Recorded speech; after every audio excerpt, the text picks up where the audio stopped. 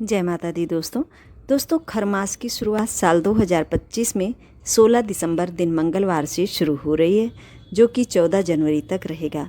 पूरे एक महीने तक खरमास का दिन माना जाता है। हमारे हिंदू धर्म में इन दिनों में कोई भी शुभ मांगलिक कार्य नहीं किए जाते हैं, जैसे कि विवाह, मुंडन, गृह प्रवेश, कोई भी इस तरह के संस्कार हों या कार्य हों जो कि हमारे जीवन में शुभता लाते हैं। जीवन में एक बार ही होता है, उन सभी कार्यों की बाध्यता होती है, यानी कि मनाही होती है। जब सूर्य का राशि परिवर्तन होता है तो उस काल को हम सभी संक्रांति के रूप में जानते हैं। साल भर में टोटल 12 संक्रांतियाँ होती हैं, जिनमें से 2 संक्रांति मुख्य रूप से खरमास के रूप में जानी जाती हैं। जब सूर्य ग्रह धनु राशि में प्रवेश करते हैं तो ये धनु की संक्रांति होती है, जो कि ये दिसंबर से जनवरी के मध्य आता है। और दूसरी संक्रांति जब सूर्य ग्रह मीन राशि में प्रवेश करते हैं, तब उस काल को भी हम खरमास के रूप में जानते हैं, जो कि मार्च से अप्रैल के बीच में आता है। तो इस तरह से ये 2 संक्रांतियाँ जो होती हैं हमारे हिंदू धर्म में खरमास के दिनों के नाम से जानी जाती हैं। इन दिनों में कोई भी शुभ मांगलिक कार्य नहीं किए जाते हैं, ना ही विवाह, शादी, मुंडन, संस्कार या कोई गृह प्रवेश या ऐसे कार्य जो कि जीवन में एक बार होते हैं। सूर्य का राशि परिवर्तन जैसे कि संक्रांति के रूप में जाना जाता है। धनु और मीन राशि के जो स्वामी ग्रह हैं वो बृहस्पति हैं। इन दिनों में चूंकि धनु राशि में सूर्य ग्रह प्रवेश करते हैं, जहाँ पर उनके बृहस्पति स्वामी ग्रह के रूप में पहले से विद्यमान होते हैं, तो जब गुरु के घर में सूर्य ग्रह प्रवेश करते हैं तो उसमें गुरु का भाव आ जाने के कारण से गुरु की सेवा में सूर्य ग्रह संलग्न रहते हैं।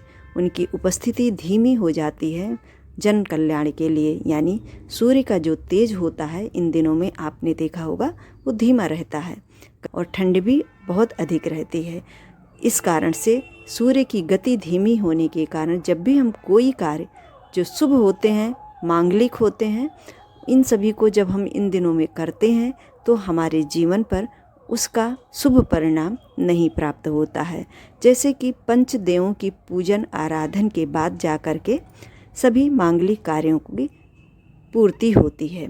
तो उन सभी पंचदेवों में जैसे गणेश, माँ दुर्गा, शिव जी, भगवान विष्णु और सूर्य देव, इन पंचदेवों की आराधना सभी मांगलिक कार्यों में की जाती है। तो इसलिए जब सूर्य ग्रह की उपस्थिति यहाँ पर नहीं रहती है तो हमारे जीवन में कोई भी शुभ कार्य जब हम करते हैं तो उसकी पूर्ण फल हमें नहीं प्राप्त होता है, यानी उसमें अवरोध उत्पन्न होता है। इसीलिए इन दिनों को खरमास के रूप में बताया गया है। जब 14 जनवरी 2026 में सूर्य ग्रह मकर राशि में प्रवेश करेंगे धनु राशि से निकल करके, तब जा कर के मकर संक्रांति मनाई जाएगी और उसके बाद ही जा कर के हम सभी फिर से शुभ मांगलिक कार्य अपने घरों में कर सकेंगे। इस तरह से ये संक्रांति और खरमास की पूरी व्याख्या है। इन जनमानस को जो हिंदू धर्म में विश्वास करते हैं उन्हें इन सभी बातों को विशेष रूप से जानना चाहिए। विशेषता लोगों को पता ही होती है, क्योंकि सभी इन दिनों में कोई भी मांगलिक कार्य, कोई भी शुभ कार्य, चाहे वो शादी, विवाह, मुंडन या गृह प्रवेश, ये सभी कार्य जो जीवन में एक बार होते हैं वो इन दिनों में नहीं किए जाते हैं। अब बात आती है कि कौन कौन से कार्य खरमास के दिनों में विशेष रूप से करना मनुष्य के जीवन में शुभ परिणामदायी रहता है।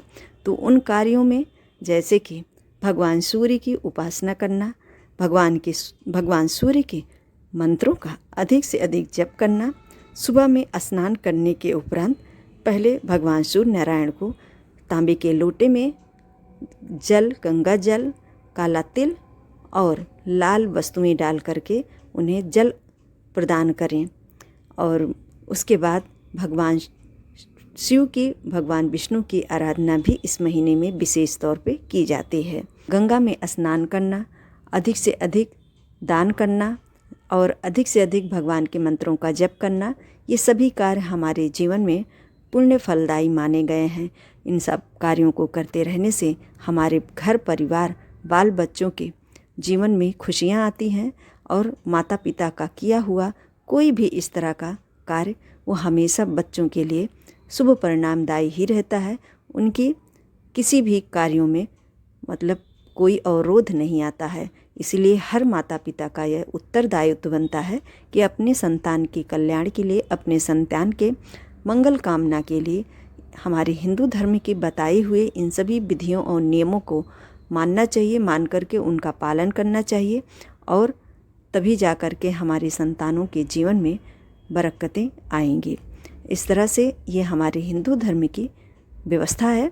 जो इन सब में विश्वास करते हैं वो सभी ज़रूर करते हैं। आज के वीडियो में बस इतना ही दोस्तों। आज हमने जाना कि खरमास कब से कब तक है और खरमास क्या होता है, खरमास के दिनों में कौन कौन से चीज़ें हम करें और कौन कौन सी चीज़ें हम बिल्कुल भी ना करें। वीडियो आपके लिए हेल्पफुल लगता हो तो लाइक शेयर करना मत भूलिएगा। यदि आप सभी हमारे चैनल पर नए हों तो सब्सक्राइब ज़रूर कर दीजिएगा। जय श्री कृष्णा, राधे राधे दोस्तों।